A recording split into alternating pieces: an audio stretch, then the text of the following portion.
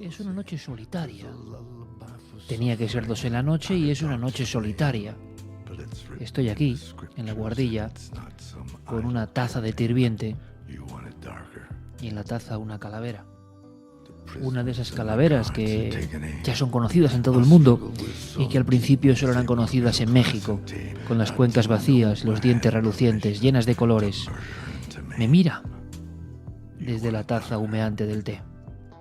Por cuestiones víricas, tan propias de estos días, tengo a Carmen y a Alma a no muchos metros de aquí, pero dormidas en plácido sueño después de bregar contra las toses, las flemas y los enviados malignos, invisibles. Los virus, ya sabéis. Pero ¿merece la pena pasar una noche solos? Algunos diréis, no, esta noche de jueves no. A pesar de que no estés en la noche, quizá merezca la pena. Cuando uno está un poco enfermo, cuando uno pasa por algún trance, es cuando se pregunta si no es una tropelía increíble, un egoísmo tremendo, no darse cuenta de lo bien que se está cuando uno cree que es normal. ¿Lo normal es estar bien? No. Cuando se está normal, hay que dar gracias y pensar que qué maravilla no estar mal. Nunca lo hacemos. Solo nos preocupamos cuando estamos mal. Cuando pasan los días y nuestra maquinaria responde, no hacemos ni caso. Así somos, ¿verdad? Feliz noche de jueves. Esto es Universo Iker. Aquí estamos, la taza de té humeante. Y la siniestra o no, no lo sé muy bien. Calavera que nos mira. ¿Nos queréis acompañar? Yo le he contado hace poco a un amigo, hablando de calaveras, un amigo que está pasando por un duro trance, que es mi buen amigo Gerardo, miembro del equipo de Cuarto Milenio, redactor jefe. Y bueno, lo que hablamos, ¿no? La vida es que también es esto. Son batallas terribles en ocasiones y siempre inesperadas, siempre inesperadas. Por eso digo lo de dar gracias, ¿no? Que no lo hacemos casi ninguno. Yo me he acostumbrado a hacerlo cada noche y siempre lo recomiendo. ¿Para qué sirve? No lo sé muy bien. Quizás solamente y no sea poco para ser consciente de que lo normal es milagroso. Y a mi amigo Gerardo le decía, y me he acordado ahora mirando a la calavera de la taza de té humeante, que me mire y no aparta la mirada. Voy a poner aquí. Encima de un libro de Stephen King y encima de un libro de Fernando Sánchez Dragó. A mi ver, en la oscuridad y en la noche de la guardilla. Por cierto, dos grandes escritores que no aceptan códigos, ni uno ni otro. Exagerados para muchos, evidentemente lo son en ocasiones, pero maestros en lo suyo, en la literatura. Y la taza encima, y los ojos mirándome. Yo le decía a Gerardo que muchas veces la resurrección es posible en el propio ser humano, en cualquiera de los que me escucháis, cuando se pasa por un trance delicado, cuando se le ven las orejas al lobo. Hay momentos de silencio, como cuando yo miro ahora la calavera. Muy pocas veces nos miramos al espejo, si no es habitualmente para acicalarnos, ¿no? Para contemplarnos como un cuerpo. Estamos en el momento de la historia en que el cuerpo es el yo. Nunca en la historia el cuerpo ha sido el yo. El alma siempre ha sido el yo. Lo hemos sustituido, como dicen los expertos, algunos muy importantes, del ego body. Hemos sustituido ese interior misterioso, que era lo que daba valor a cada persona, lo diferenciaba de las demás, le daba su carácter, por pensar que nosotros somos el cuerpo. Ahora los griegos decían, el cuerpo solo es una tumba. Decían también los griegos que el sentido de la vida es perseguir tu destino. Hemos prostituido la palabra destino, la hemos abaratado. Sería algo así, etimológicamente casi, destino parecido a carácter, un troquel psíquico que llevamos desde el principio del tiempo, que nace con nosotros, que guiará nuestra vida, nuestro carácter. Ser consciente de ello es muy importante. Cuando te miras al espejo, aunque sea el espejo de la taza y la calavera, cuando te miras al espejo no solo para peinarte, no pasa muchas veces, ¿verdad? Y te miras muy fijamente y te preguntas, ¿quién soy? ¿Estoy siendo fiel a mi destino? Le decía a mi amigo Gerardo, en un momento duro para él, porque había estado en la cama de un hospital y unas horas de incertidumbre y de soledad, pero que podía salir reforzado de eso. Me contó un día un masón que pasaba en la noche oscura del alma, en una especie de cuartucho, la oscuridad, pensando en el salto que iban a dar antes de ser aceptados y haciendo un poco revisión de la vida. El único objeto que les daban, me contó este maestro viejo antiguo, es una calavera, como la que ahora me mira, solo en la oscuridad y con una calavera como tu espejo. En el fondo la calavera no deja de ser un espejo, aunque no queramos verlo. Y entonces se preguntaba uno por su destino y por quién era. Ya que tengo aquí estos dos libros mencionados, uno de ellos es glorioso mientras escribo, el otro lo estoy leyendo, Shangri-La de Drago. Mientras escribo de King, él habla del entusiasmo absoluto. Dice: nunca mientas, sé fiel a lo que haces. Si escribes, nunca lo hagas por dinero. Escribe poniendo la vida en cada cosa que haces, como hace él. Realmente lo creo. En el libro de Drago hay una frase que es brutal. Un día le preguntaron a alguien llamado Rafael el Gallo, un torero, años 20. Oiga, ¿usted qué le ha pasado de todo?, le decía el periodista. ¿Qué es lo más extraño que le ha pasado a usted? Y aquel hombre se le quedó mirando y, como si fuera un Séneca, dijo: lo más raro, haber nacido. Haber nacido. Pocas veces he escuchado algo tan rotundamente y profundamente filosófico. ¿Qué mayor misterio que el de haber nacido? Y ser consciente de que todo es un misterio. Ser consciente de que incluso en los peores momentos podemos renacer, pensando que habitualmente perdemos mucho tiempo. Cuando estamos normal, creemos que es lo normal, y el milagro es vivir. Así que para todos, fuerza. Acabamos de pasar la noche de los difuntos.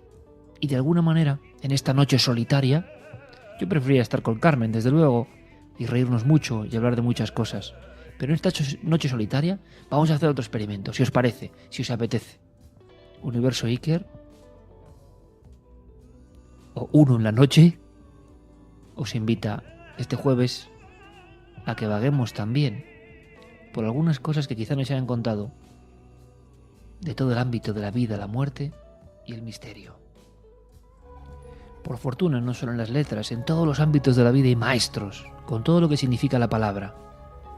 ¿Cuántos maestros tenemos? ¿De cuántos podemos aprender? King, el mencionado Drago, tantos otros, cada uno el que quiera, cada uno el que elija libremente. Para unos serán maestros, para otros serán repudiados. Pero es muy interesante ver cómo hay una chispa, un algo en la mirada de estos que nunca se jubilan, que les espanta cualquier idea de dejar de hacer lo que es su vocación. En la música también. Esto que suena es de Vangelis, un hombre que lleva 50 años componiendo, poniendo música a las estrellas y a la épica. Vangelis sigue componiendo. Un día me acuerdo que hablaba con Carmen de un famoso cantante y yo le dije: pero este hombre, ¿por qué sacar otro disco si ya tiene prácticamente todo, ha logrado todo? Y la contestación fue brutal. Se me quedó mirando Carmen y me dijo: porque es lo que le gusta. Y al final lo entendí, porque es lo que yo mismo hago. Toda la vida igual. No hay necesidad. A veces no hay necesidad. Y es estar metido permanentemente en la comunicación para estar en conexión con vosotros y aprender cosas. Vangelis, otro ejemplo que nos pone música en esta noche solitaria.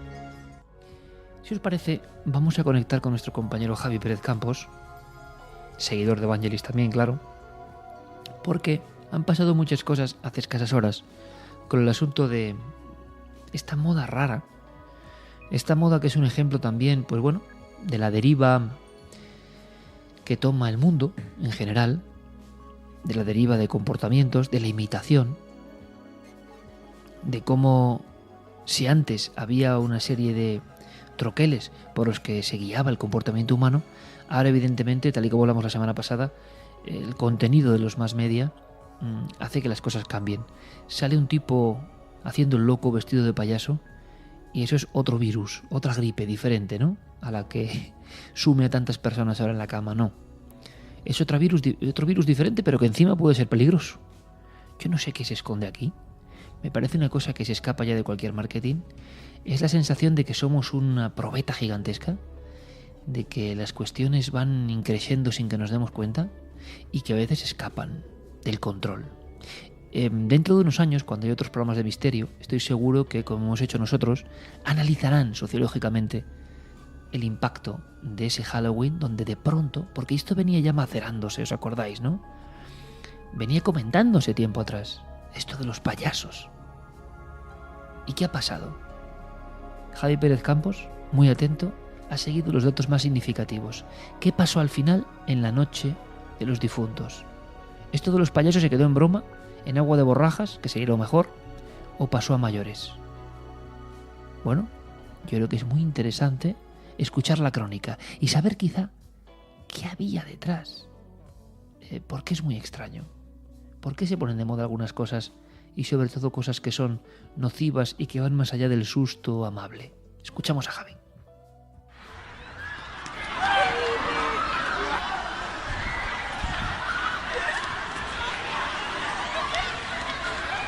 Cerca de 300 personas corren despavoridas por la calle Colón de Valencia. Algunos huyen sin saber muy bien de qué, mientras varias patrullas de la policía se ven obligadas a encender los rotativos en busca del motivo de la avalancha. Entre el barullo hay una palabra que se repite de forma habitual: el payaso.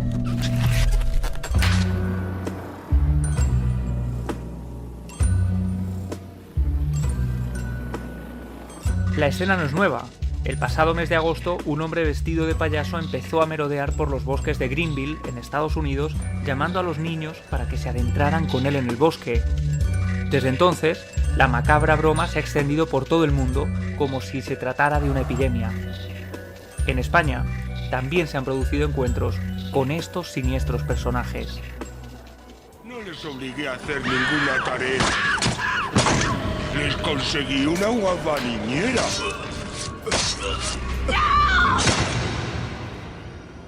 Soy un payaso bueno. Los vecinos de Paterna pasaron varios días alertados por la aparición de algunos payasos que incluso fueron fotografiados durante la noche. En Gijón, un joven de 22 años sembró el pánico lanzando mensajes inquietantes y amenazantes desde una red social en cuya fotografía aparecía una máscara pálida de mirada triste y sonrisa siniestra. La policía inició una investigación que terminó con el arresto del joven. En Murcia, las autoridades desarticularon a un grupo que planeaba ataques selectivos durante la noche de Halloween. Y es que este tipo de actos ha provocado la intervención de las fuerzas de seguridad del Estado. En Cambrados, la Guardia Civil montó un dispositivo especial por el estado de alerta que había provocado una quedada de payasos diabólicos. El grupo de jóvenes pretendía llevar a cabo una pelea multitudinaria disfrazada de esta forma, aprovechando también la celebración de Halloween. En Badajoz, un joven fue detenido porque simuló haber sido atacado por uno de estos personajes. Según él, el bufón llegó a agredirle con una llave inglesa. Pero además de esta falsa denuncia, existen otros testigos que afirman haber visto a gente disfrazada caminando a solas por la ciudad, deteniéndose incluso a observar entre las sombras a los viandantes nocturnos. La psicosis ha sido tal que la propia policía de Badajoz ha tenido que dar una rueda de prensa sobre este espinoso asunto. Repito, es acabar con la alarma social que se ha creado con el asunto de los payasos aquí en la capital, en Badajoz. A ver si de una vez por todas podemos terminar con esa psicosis que todos conocéis de los niños, de las madres, de los padres, etcétera, que se ha provocado por un asunto total y absolutamente absurdo. Entonces, eso se está investigando y cuando sepamos alguna solución se le dará. En la localidad de Ordizia, en Euskadi, una niña de 12 años tuvo que ser atendida por una ambulancia después de encontrarse con un clown ensangrentado que empezó a perseguirla por una zona poco iluminada de la ciudad. La Archancha todavía busca al acosador. Jessie, He visto un payaso y daba mucho miedo. ¿recuerdas lo que hablamos? Que a veces nos engaña nuestra propia imaginación. Era de verdad. En Halloween hay payasos por todas partes. Venga, ve a por más caramelos con esos niños. Te juro que no entiendo a esta niña. A mí me encantan los payasos. Y es que el pánico es como un virus que se extiende como la pólvora. En Fuenlabrada, una niña contó a su madre que había visto cómo 2 payasos forzaban a una joven para subirla a un coche. Hasta ahora, nadie ha denunciado ningún secuestro, por lo que no se ha corroborado si se trata de una alucinación infantil provocada por el miedo o si realmente alguien representó en la calle esta broma de tan mal gusto. Y mientras el disfraz de payaso iba agotándose en las tiendas, las localidades de Alcázar de San Juan, Cartagena, Hinojos, Almería e incluso algunas poblaciones de Canarias y Baleares vivían alertadas ante la presencia de estos personajes que en ocasiones llegaban a portar armas blancas como parte de la caracterización. Yo soy el payaso tacaño, el payaso bailarín. Tengo que irme. ¿Irte? Espera, sin esto... ¡Mi barco! Y también el globo. Aquí abajo tengo caramelos, galletas y todo tipo de sorpresas. ¿Todos flotan? Oh, sí. Flotan, Georgie. Flotan. Y cuando tú estés aquí, conmigo, tú flotarás también.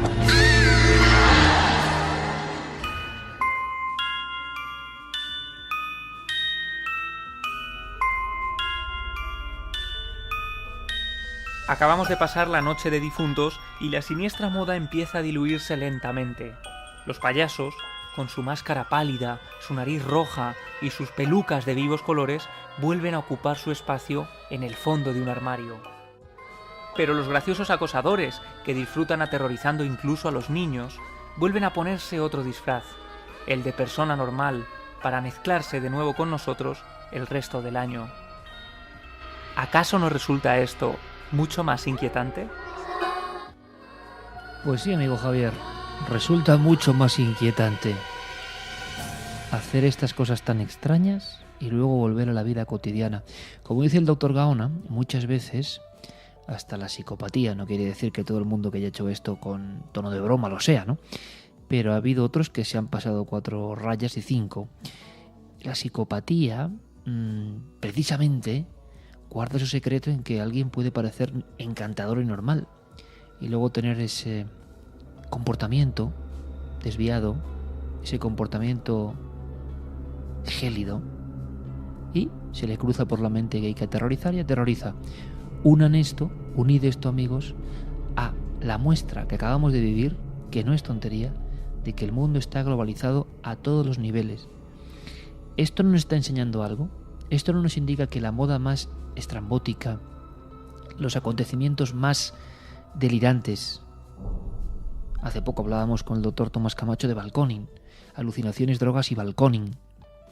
Si alguien se imagina algo más absurdo, más peligroso y más absolutamente cerril, ¿no?, que el balconing, y sin embargo, en cuanto los medios hablaron, los medios de hoy en día, la difusión digital de hoy en día, enseguida hubo personas que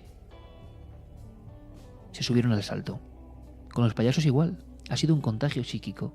Estamos muy lejos de Orson Welles y la Guerra de los Mundos, o eso nos parece.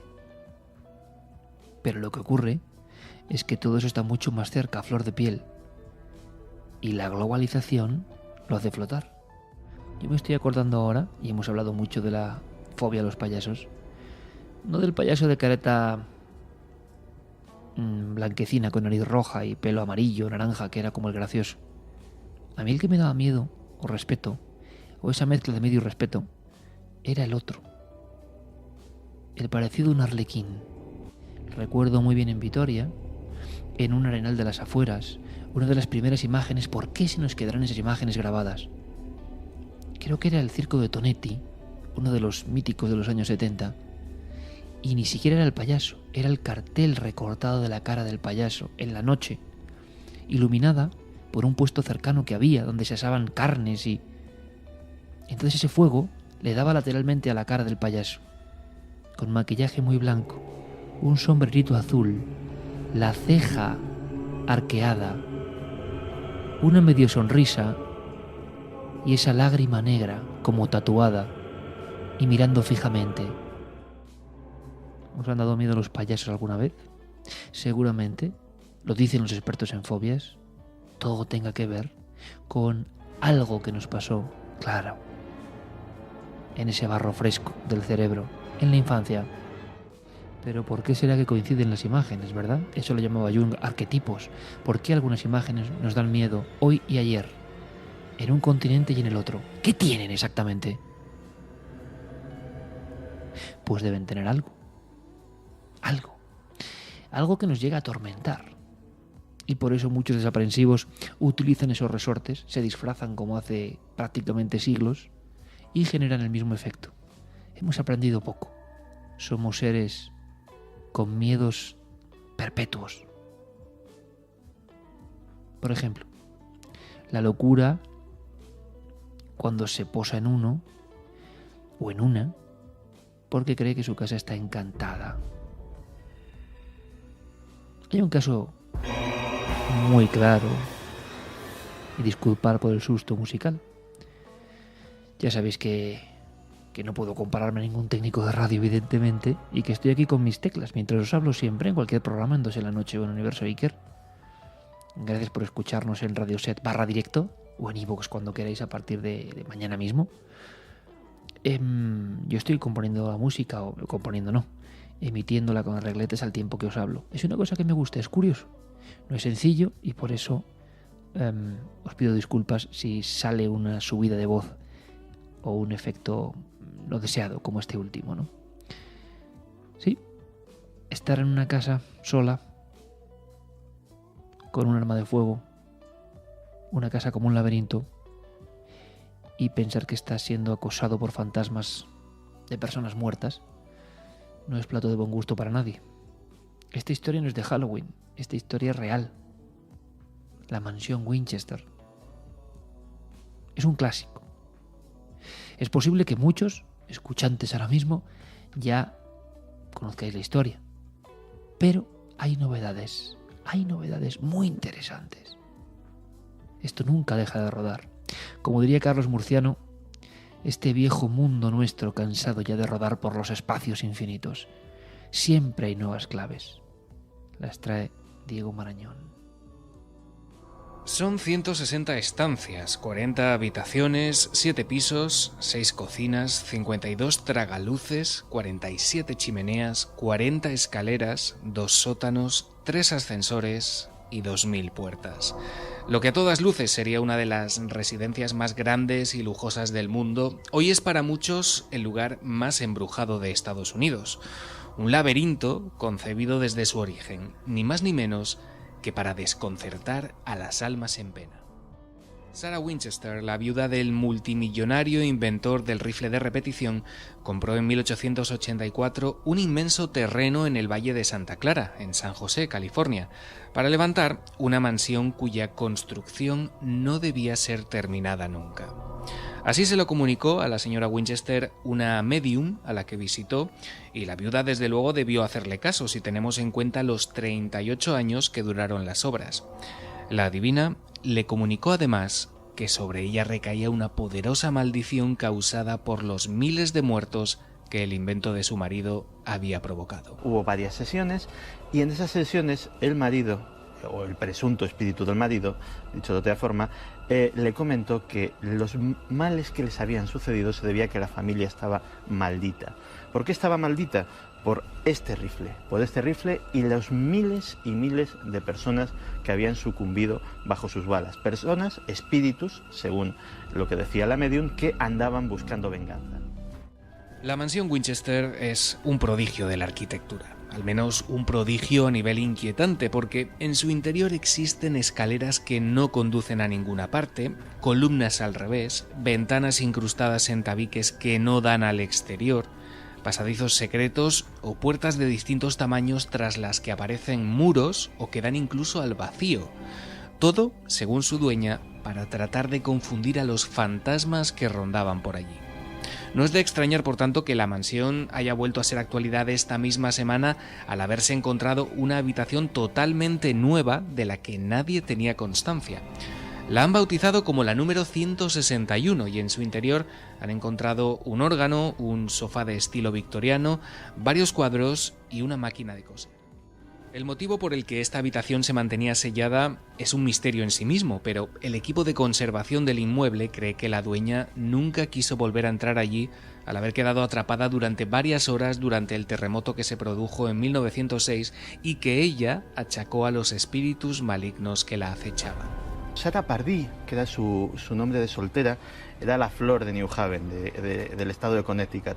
Era una jovencita muy menuda, apenas llegaba al 1,60 m, pero su gran belleza física, su simpatía, la lozanía de todas sus acciones, pues lo compensaban, y era posiblemente la mujer más pretendida dentro de la buena sociedad de la época. Tanto es así que fue el propio William Winchester, que ya tenía una notable fortuna propia, el que consiguió pues hacerse con su mano. Es muy posible que la mansión, todo un icono en el imperio de las barras y estrellas por la cantidad de supuestos fenómenos paranormales que tienen lugar entre sus muros, comience a dar mucho que hablar en los próximos meses, porque en primavera comenzará a rodarse una película sobre la vida de la señora Winchester. Está previsto que Helen Mirren ponga rostro a la excéntrica millonaria y Jason Clarke dé vida a Eric Price, el psiquiatra destinado a evaluar su salud mental.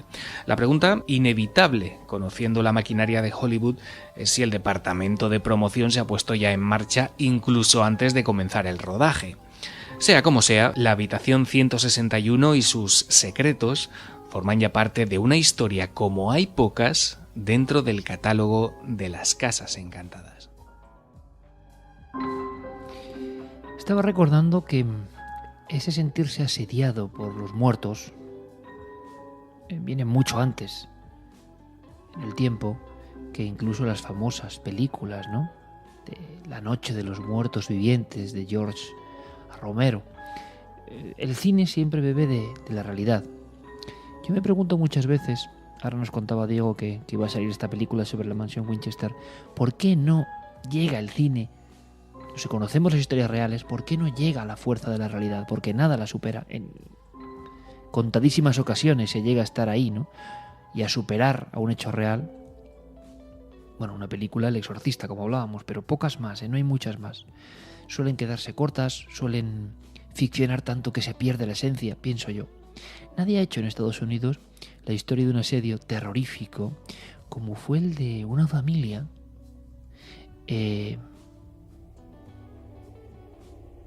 la familia Kelly,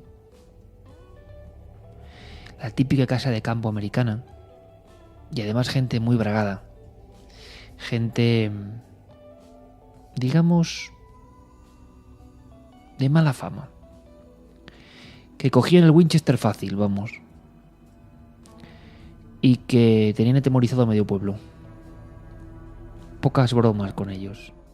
Y sin embargo, uno de los hijos observó, mirando a través de la ventana, como siendo sorprendido, a dos círculos, a dos ojos relucientes.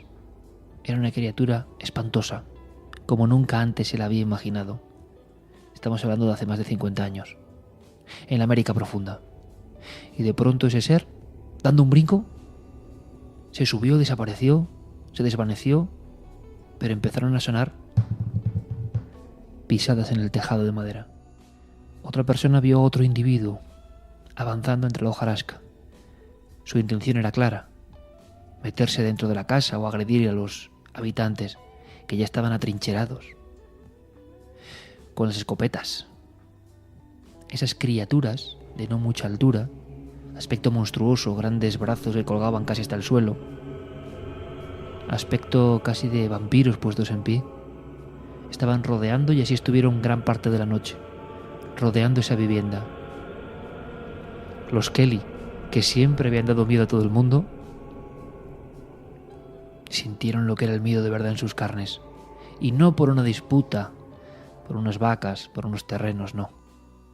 Por unos seres incomprensibles, que rondaron su vivienda en la noche, que buscaban algo.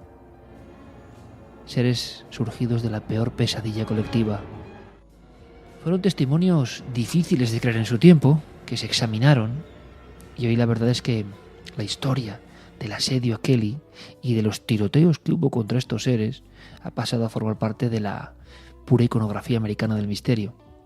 Siempre mantuvieron, hubo todo tipo de hipótesis que aquello sucedió. Un grupo o varios seres intentando colarse en una vieja casa y los inquilinos defendiéndose a golpe de fusil. Realmente impresionante. Ahora bien, yo os diré mi experiencia personal, que siempre hay testimonios que superan lo que yo pensaba. Cuando uno lleva tantos años como yo ya, parece mentira, ¿no? Pero más de un cuarto de siglo dedicándome profesionalmente a esto, incluso antes de terminar la carrera de periodismo, dedicarte en cuerpo y alma, en trabajo, en lo que tú quieres. Has entrevistado a muchas personas, a miles de personas. Bueno, es una gran oportunidad de conocer el género humano. Y os doy mi palabra de que siempre acabo sorprendido, de que siempre, en casi todos los casos, hay un plus, un algo, un hecho diferencial, por pequeño que sea, que me demuestra lo ignorante que soy. Sí, realmente, si alguien me preguntase quién soy, yo diría ese que no sabe casi nada. Y si alguien me preguntase qué es lo más raro que te ha pasado, también respondería eso de haber nacido. Porque en mi vida he escuchado cosas que en mi opinión son reales, con la fuerza de la realidad, con la impronta indefinible de lo que es verdad. Pero que siempre me acaba de sorprender. ¿Por qué las películas a mí no me sorprenden? Bueno, hay una, que si queréis un día comentamos, una serie, no tengo mucho tiempo para ver series, pero gracias a recomendaciones e insistencias de Javi Pérez Campos, vi un capítulo de una que se llama Espejo Oscuro, Black Mirror, o Espejo Negro, y sí me impactó, porque era el terror de definir la sociedad actual. Pero esa es otra historia. En general, las películas de mi gremio, o de los temas que a mí me gustan, qué curioso, no calan, no me llegan, no profundizan en mí. Solo El Exorcista, porque la verdad, y algunas más, un puñado, muy pocas. Y sin embargo, las historias que me cuentan, muchas de las historias que me cuentan, me hacen dar un brinco, me transfiguran, me emocionan, me ponen la carne de gallina, los pelos se me erizan, la carne de la nuca, de la parte de atrás de la cabeza, me siento una tensión. Es la vieja sensación, como diría Benítez, ¿no? Que a él le pasaba cuando iba a investigar, y me ha pasado muchas veces al llegar a un lugar donde ha pasado algo, al entrevistar a algunos testigos, la vieja sensación. Siempre ocurre cuando escucho testimonios. Desde luego hay algunos que me gustan más que otros, algunos que puedo creer incluso más que otros, algunos de los que tengo más dudas que otros, como en todo en la vida. Pero la inmensa mayoría pienso que están troquelados por una experiencia real, que puede tener una explicación o no, ojo. Cuando ya el caso es inexplicable y alguien sabe transmitirlo, alguien sabe rememorarlo, alguien lo transmite, lo comunica con la fuerza, como suele pasar, casi vívida todavía del encuentro, eso es una fuerza increíble. Eso es cuando te preguntan, ¿cómo sabes tú los casos cuando? Es que no hay respuesta, porque es sentirlo cuando te lo cuentan. Hay casos increíbles. Y nosotros seguimos recibiéndolo en la línea de WhatsApp. Y Guillermo y Diego lo siguen tanto acumulando como puliendo para seleccionarlo, hacer esa pesca y que vosotros disfrutéis de testimonios, que es lo importante, que sea algo recíproco. Siempre testimonios, y nosotros, aunque esto es un uno en la noche de forma excepcional, queremos que los compartáis porque son vuestras historias, que en el fondo no dejan de ser el cantar de todas las historias, el coro común de muchas historias, historias de todo tipo, como las de esta semana post-Halloween. Hola, me llamo Mónica. Ahora tengo 48 años, pero cuando me pasó lo que me pasó, pues creo que tendría la edad de mi hijo ahora el pequeño, unos 14 años. Mi madre me dijo que subiera al terrado a tender la ropa y como cada día, pues iba. Me acuerdo perfectamente que miré la vista para arriba y de verdad es que no sé cómo explicar. Era una luz redonda con un montón de lucecitas al lado de muchísimos colores. Cuando ya me asusté y dije, ¡ay, Dios mío! Se marchó súper rápido. Claro, ¿qué es lo que pasa? Pues 14 años, la edad de la pubertad, piensas, ¿cómo vas a bajar ahora y le vas a explicar esto a tu madre? Pero juro por mi vida que yo esto lo vi. Resulta que nosotras vivimos en un pueblo pequeñito de Alicante y estábamos mi amiga y yo en el ayuntamiento por la noche y ya nos íbamos para casa para irnos a dormir, porque las dos vivíamos en el mismo bloque, diferentes pisos pero en el mismo bloque. Entonces Entonces íbamos andando ella y yo por la calle y de repente nos vimos que venía alguien, una persona con una capucha negra y unos pantalones vaqueros. Y cuando fuimos a cruzar un paso de cebra, esa persona de repente se cruzó con nosotras, levantó la mirada y ha sido lo más raro que me ha podido pasar a mí nunca en la vida, porque no tenía cara. De verdad, o sea, es que lo vimos mi amiga y yo, y no nos estamos inventando nada para aparecer en ningún programa ni nada de nada. Realmente verídico, o sea, es que lo juro que pasó así. Y él o la, porque no sabemos lo que era, pasó por el medio de nosotras. Y yo en ese momento me sentí como si me hubieran traspasado mi cuerpo, que nos quedamos mi amiga y yo paradas, nos giramos y yo le dije a mi amiga, ¿tú has sentido lo mismo que yo? Y mi amiga me dijo, es que de verdad no he podido ni moverme. Yo no sé si fue un ángel, si fue un demonio, si fue... no lo sé, pero era algo muy siniestro. O sea, yo sentí y mi amiga sintió como que nos traspasaban. No sabemos qué es lo que realmente pasó. Así que nada, muchísimas gracias y un saludo. Aquí tenemos, y bien seleccionados, 2 casos. Uno, el primero, ¿con qué fuerza? ¿Os habéis dado cuenta? Lo hacemos como experimento. ¿Con qué potencia? Juro que eso estaba ahí. ¿Con qué rotundidad? Sin ningún tipo de duda. Son los típicos testimonios que te llegan como os han llegado a vosotros. Y el de la otra chica insiste, seguramente observaron algo raro, pero hay otros códigos. Nos parece muy difícil de creer, evidentemente. Un encapuchado no tiene rostro, sin embargo, sí que hay un dato que es curioso. El absurdo de ser alguien con pantalones vaqueros. Tú te inventas algo y te inventas, imagino, un monje, una figura fantasmal, diabólica. Pero no ese absurdo que a veces es el marchamo de lo real, de la irrealidad real. Un tipo con pantalones vaqueros que va estrambóticamente vestido y la sensación posterior, que yo estoy convencido que, y es una opinión personal, es un elemento adquirido porque ellas han visto algo anómalo, les ha sorprendido, han creído ver y las dos luego ya añaden esa sensación de ser traspasadas. Yo no tendría duda en absoluto del primer caso, seguro. Os hablo como experimento, ¿eh? Y del segundo, pensaría yo que hubo algún tipo de anomalía visual. Algo ocurrió que las chicas creyeron ver, como nos pasa a veces con un efecto óptico, no porque no pueda ser verdad, sino por la forma de contarlo. Y se ha producido tal shock que hay una especie de expansión del lenguaje cuando se cuenta, que es muy diferente a la concreción, a la rotundidad, a la fuerza. También son diferentes las edades. Pero yo, por apostar, diría que estas chicas tuvieron un encuentro natural con algo que les confundió, que les dio mucho miedo, que puede pasar, y ocurre, con muchas imágenes cotidianas puede ocurrir el miedo, y que así lo vivieron, como no pudieron descubrir quién era ese personaje, que vaya usted a saber por qué iba así, y Diego y Guillermo lo cogen muy hábilmente porque acabamos de ver la oleada de personajes estrambóticos, ¿no? Esto no es nuevo, lo estamos viendo. ¿Qué vieron? Un tipo sin cara. O de alguna manera algún tipo de deformidad y daba la impresión de que no tenía cara. El impacto que se produce en las dos. Yo diría que el segundo caso, siendo gabinete de expertos esto casi, y yo no soy ningún experto, pero por la pura vivencia de tantas entrevistas diría que el segundo caso podría tener explicación, en mi opinión, y sí que creen las chicas en lo que han visto. Han reinterpretado las dos hablando sin duda y han llegado a esta conclusión y quizá no es lo que vieron. Primer caso, para mí, sinceramente, seguro, real, absolutamente real, diáfano, no hay duda.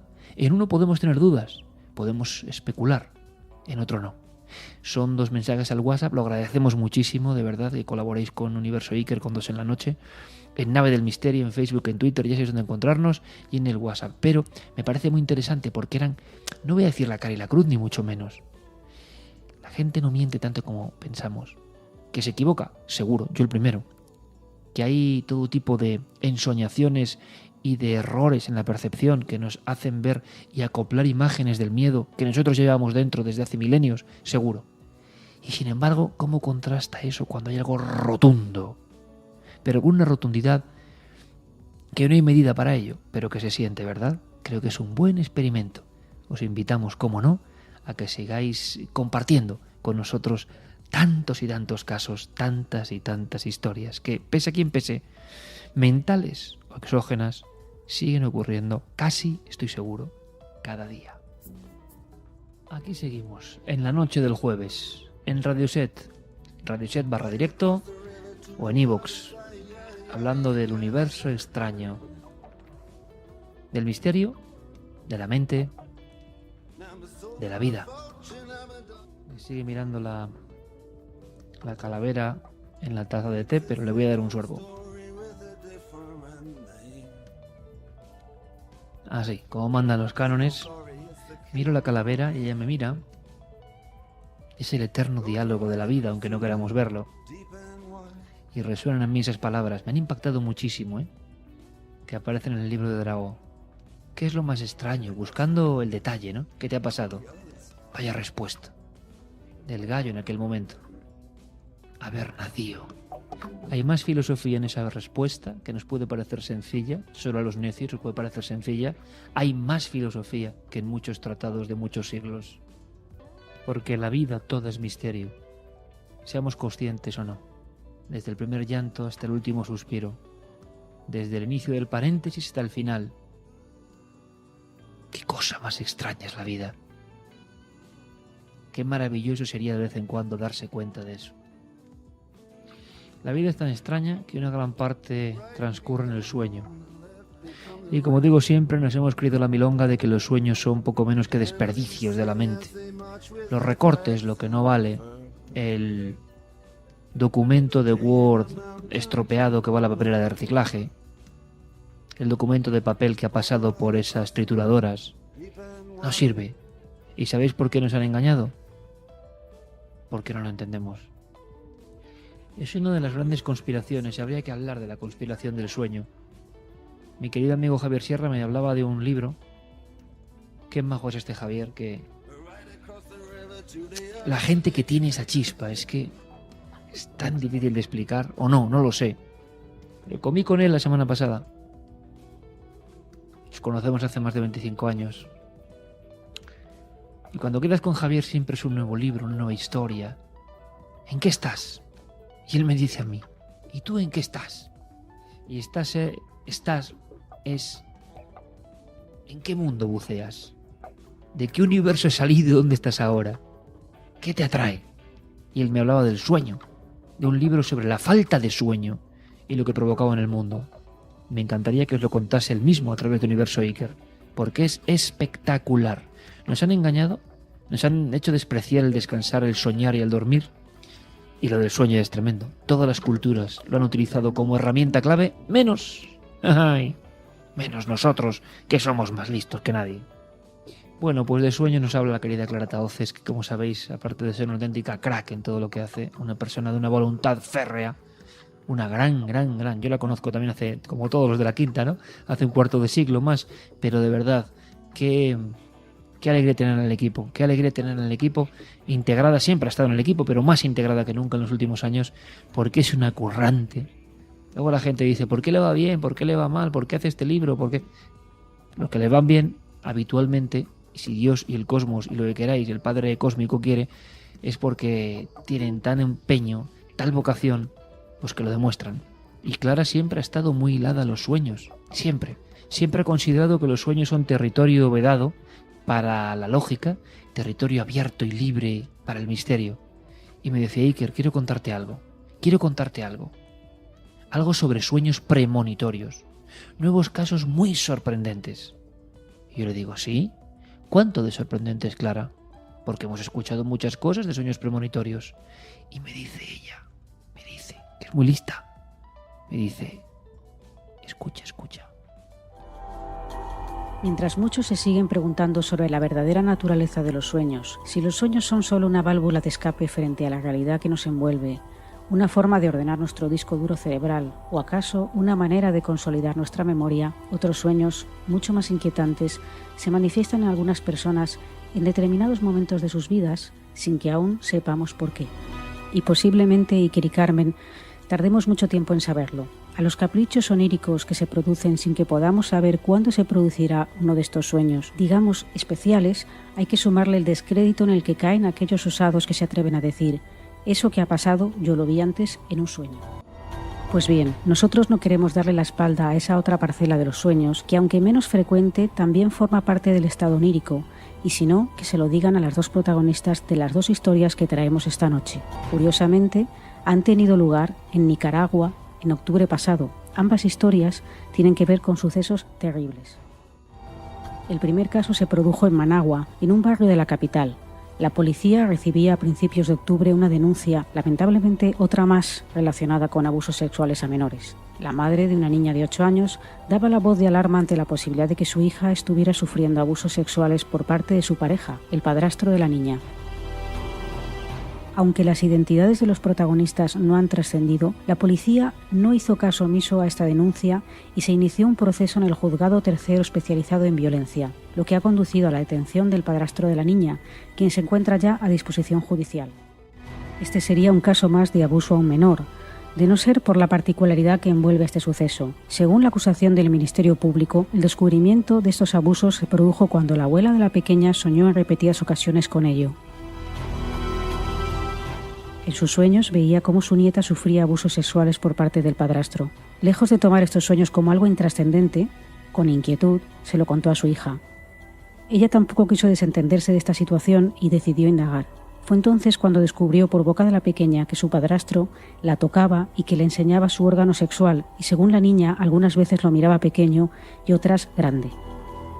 La niña, a su forma, estaba describiendo los abusos que había comenzado a sufrir en su habitación en diferentes momentos de 2016.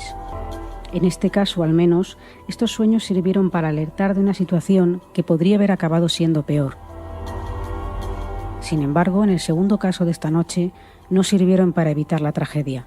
Ángela Verónica Crespo, de 23 años, es el nombre de la mujer que fue encontrada sin vida y envuelta en bolsas plásticas en un cauce del barrio San Judas. Extraoficialmente se conoció que su cuerpo presentaba 6 puñaladas, además de haber sido estrangulada. Fueron sus hermanas quienes se presentaron al Instituto de Medicina Legal para identificarla, luego de conocer la trágica noticia. Según relataron, el último día que la vieron con vida fue el domingo, mientras se vestía para ir de paseo con un amigo que trabaja en la arenera. Ese domingo 9 de octubre, Ángela Verónica Crespo salió a tomar algo. Unas horas después, su madre, Carmen, quizá ya con el desasosiego instalado en el cuerpo, apenas pudo conciliar el sueño. Sin embargo, lo poco que pudo dormir le trajo una espantosa visión. Que yo la miraba a ella bañándose con agua sucia. ¿Ese mismo día? Esa misma noche, el domingo en la noche. Por eso es de que yo sentí el presentimiento pues, en la mañanita que amaneció el lunes en la mañana. Yo llorando, yo le decía a esta, yo presiento algo, yo tengo un vacío dentro de mi corazón. Yo tengo un vacío dentro de mi corazón, yo no lo aguanto. Yo quiero que me digan, vamos a una parte para que lo ayuden y busquen. No me decían esto, a ella no le ha pasado nada porque tal vez viene como a las 7 de la mañana, a las 8. Su hija nunca regresó. El 11 de octubre su cuerpo, desnudo, envuelto en bolsas de plástico, apareció en el cauce de un río próximo a la barriada de San Judas. Este suceso podría calificarse de clarividencia, más que de precognición, de no ser por un macabro detalle. El presunto agresor, según el Ministerio Fiscal, habría dormido con el cadáver de Ángela a fin de hacer tiempo para deshacerse luego de él. Para ello, compró unas bolsas plásticas y se hizo con una carretilla para trasladar el cuerpo de la joven hasta el cauce del río. Según las pruebas periciales, no se habría deshecho del cadáver hasta las 2 de la madrugada del lunes. Es decir, cuando Carmen, la madre de la víctima, tuvo ese espantoso sueño, su hija, aunque ya estaba muerta, aún no había sido tirada al cauce de San Judas. En ambos casos, Iker y Carmen, existía un fuerte vínculo afectivo entre las víctimas y sus familiares. ¿Pueden ser las emociones tan intensas en estos casos las detonantes de este tipo de experiencias? ¿Vosotros qué opináis? 2 casos recientísimos que se suman a la larga lista de personas que parece que tienen un vínculo que va mucho más allá de lo orgánico.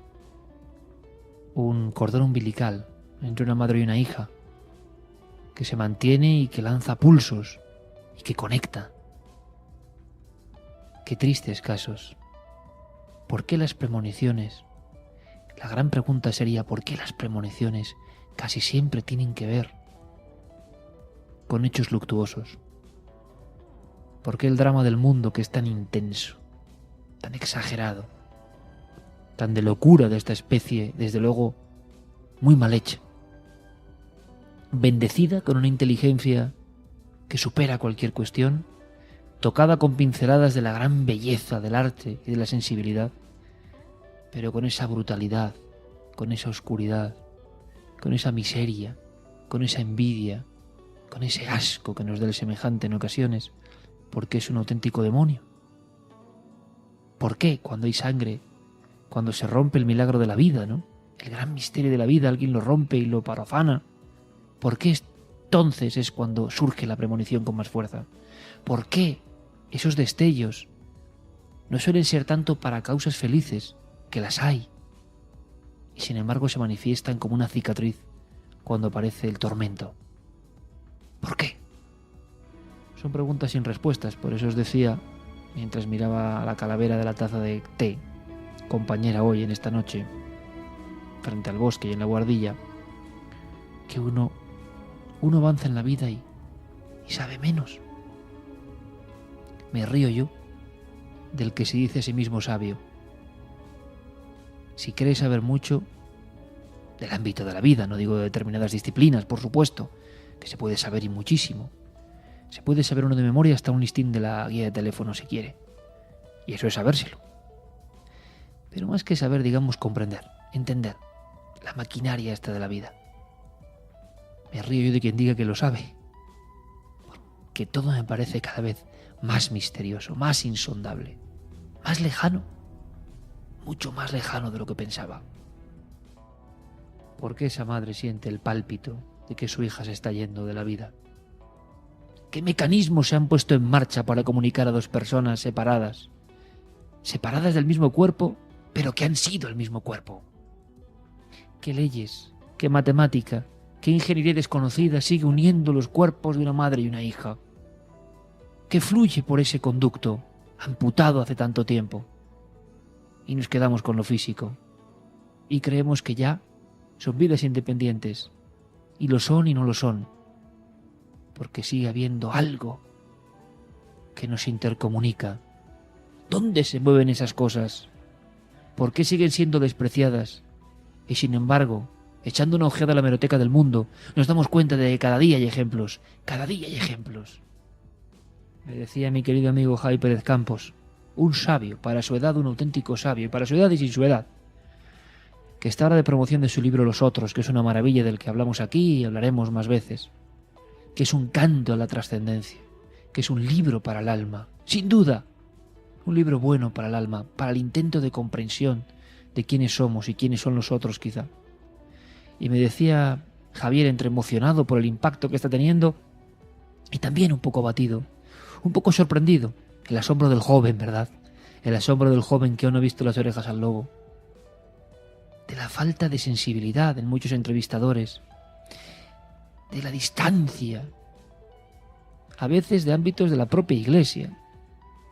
¿Qué más da la iglesia y cualquier iglesia muchas veces si miembros concretos se repiten una y otra vez en los mismos códigos?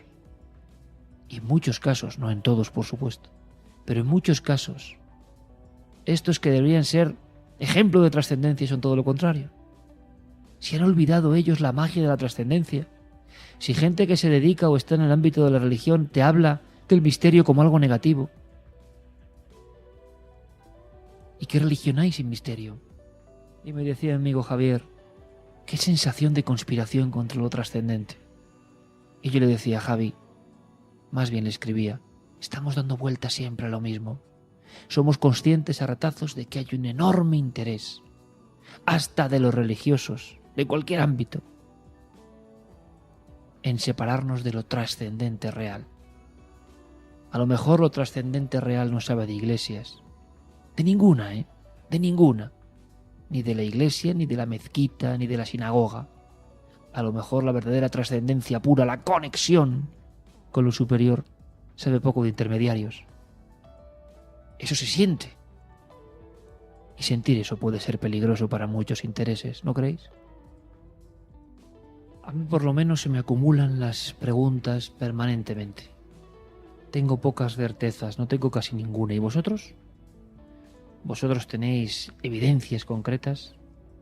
Yo me siento como el navegante en un mar insondable de cuestiones desconocidas. Yo no sé si dentro de 1000 años los humanos que sigan viviendo en el planeta Tierra se reirán de lo que eran dudas para mí. Les ha pasado a otros. Es una sensación muy rara.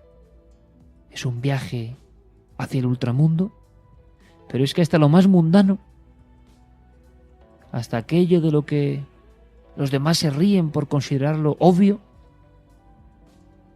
a mí me parece increíble, insondable, maravilloso y extraño. Como decíamos al principio, en esta noche en la que hemos bordeado un poco el sentido, ¿no?, del viaje iniciático, de la trascendencia y del mundo de los muertos, como decía Peter Kingsley, también en uno de los más grandes libros de la historia, En los oscuros lugares del saber, aseguraba Kingsley que, para los antiguos, había una cosa fundamental: conocer lo que era la muerte y el ultramundo antes de morir. Solo de esa forma se podía entender la existencia. Ahora, por vez primera en la historia, hemos evitado la muerte, la hemos escondido, la hemos emparedado, no queremos ni escucharla, la despreciamos, como si con eso la hiciésemos desaparecer. Se ha ido a los cementerios, pero de forma ritualística y por ese mismo contagio que hace que algunos salgan con máscaras de payaso a dar sustos. Pienso yo que en muchas personas, no en todas, siempre lo digo, ya no hay un sentimiento de por qué se hace lo que se hace. Dejar flores, pero ¿qué sentido sobre la muerte tenemos si la estamos escondiendo permanentemente? Si cuando alguien la menciona, otro dice ¡calla, calla! Y sin embargo los antiguos sabían que sin muerte no había vida, ni sentido de nada, que esto era una fase más, una preparación para una aventura que continuaba en otros universos. Solo se podía valorar la vida de verdad si se sentía la experiencia de la muerte, si se intuía y atisbaba que estaba por ahí. Somos los únicos que rechazamos la muerte, y por eso vivimos mirándonos al espejo de nuestro propio selfie, permanentemente convencidos de que lo importante es el cuerpo, que yo soy mi cuerpo, yo soy este ser físico. Tampoco se entiende muy bien el concepto de alma si uno esconde la muerte y esa lejanía del hombre y la mujer sagrada, es decir, conscientes de su destino y de lo que es la muerte, nos ha hecho seres extraños, como maniquís, en mitad de una vorágine que tampoco entendemos, consumiendo hasta consumirnos, sin ser conscientes de esa raíz que nos une, quizá al infinito y a la verdadera eternidad, la trascendencia. ¡Qué lejos está!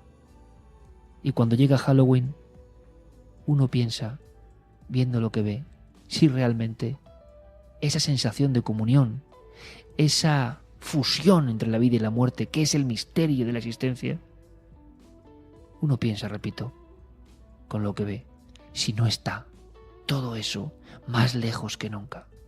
Si esto que hemos contado esta misma noche de representación de la mente colectiva no es lo lejos que estamos de aquella mujer, de aquel hombre antiguo, que sabía que tenía que exprimir la vida, ser feliz, imagino, dentro de sus posibilidades. Y había una coherencia y ley universal, que es que se iba a morir, lo tenía muy presente.